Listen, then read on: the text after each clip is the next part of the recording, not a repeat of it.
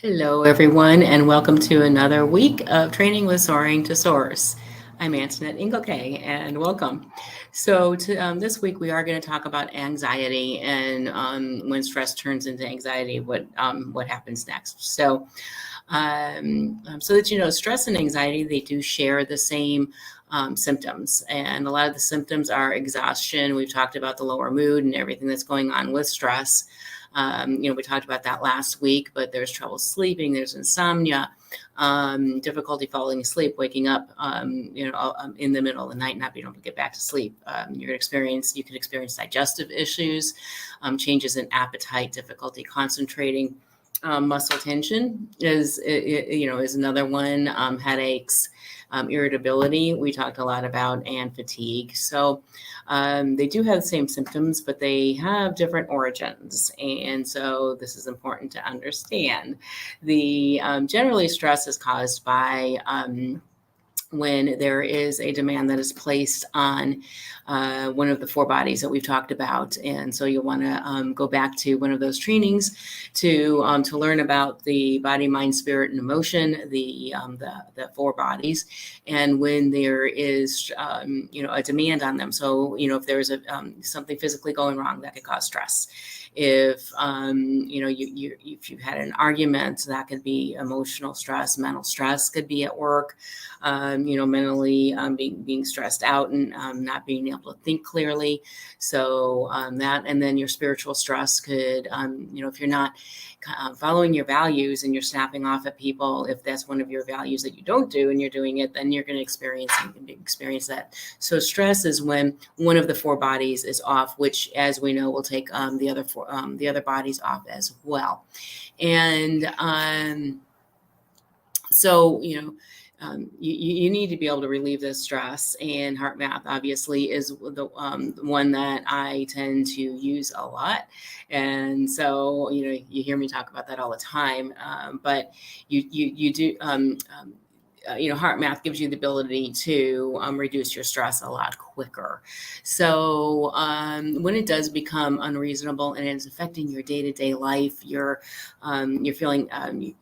feeling anxious, you're unhappy all the time, and you're fatigued all the time, this could lead to more serious problems. So we've talked about the damages that the chronic stress can develop physically, but it's the mental disorders that are also, for me, are kind of scary, that we don't want to get into some of these more mental disorders.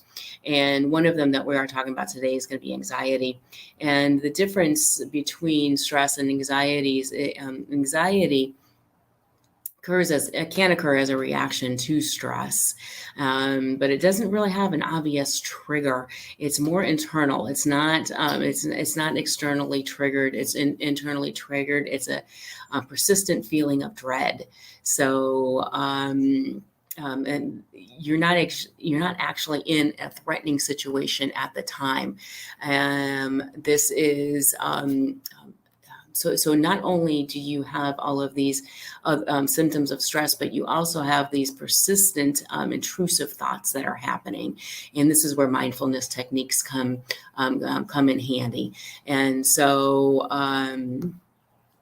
the feelings of stress, they do change your chemistry and your physical health, and they lead to anxiety.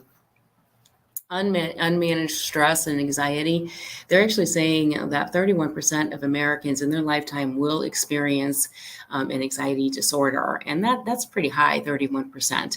So definitely let's work on reducing your stress. And some of the life events that can cause anxiety is stress at work or stress at school, stress in your personal relationships, financial stress, stress with global occurrences that are occurring, or political issues, world events, pandemics, stress from those unpredictable type things that are happening, emotional traumas from the death of someone close, the stress of a medical illness. If you're already experiencing a serious medical illness. This will cause stress that can cause anxiety.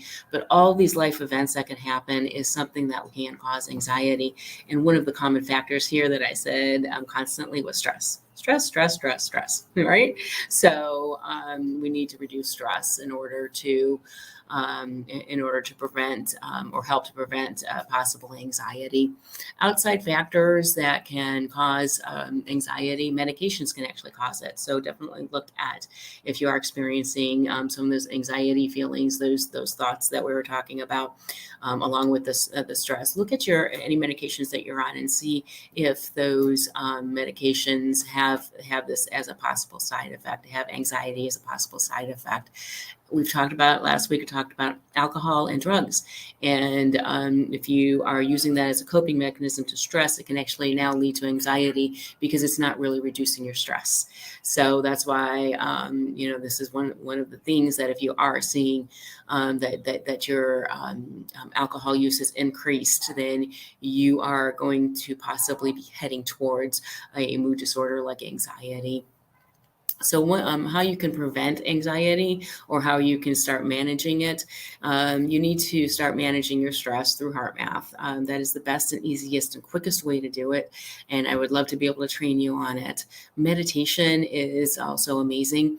Mindfulness techniques, because like I discussed, anxiety does start affecting your the thoughts going down the rabbit hole, and you do mindfulness techniques are amazing for that. Relaxation exercises, yoga would be amazing. Deep breathing techniques, but HeartMath does teach you that, so that's good. But deep breathing techniques can help. Visualizations, I do visualizations with my clients all the time. They're really great. Hypnotherapy helps. Good sleeping habits, we talked about that last week.